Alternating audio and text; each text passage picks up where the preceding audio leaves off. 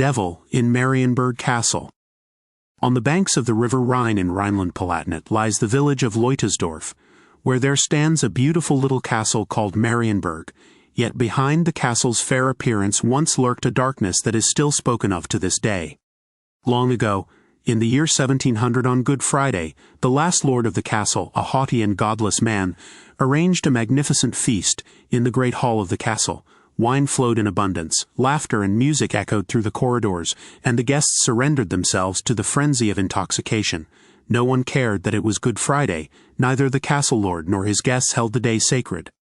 When the night was at its darkest and the wine had clouded their senses, the castle lord withdrew to one of the guest chambers, not alone, but in the company of a woman who was not his wife.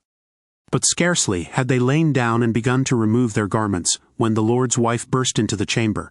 She alone had refused to attend the detestable celebration, preferring instead to wait for her husband in their shared bedchamber. Now, however, she saw with her own eyes the betrayal of her husband, her face twisted with rage and anguish, and with a trembling voice she spoke a curse over him. "May the devil take you, you traitor." Still drunk with arrogance and wine, the castle lord broke into loud laughter. Mockingly he raised the goblet that stood beside the bed and cried into the chamber, "Then come, devil, I do not fear you." The air suddenly began to tremble as if an invisible storm had swept into the room.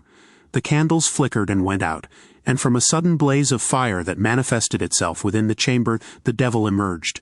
Towering with horns, wings, and eyes glowing like red embers, the two women screamed and fled in terror. But the castle lord, his laughter now strangled in his throat, felt that his dreadful end had come. From the flames arose a great black crown of thorns which, guided by an unseen power, flew toward the man.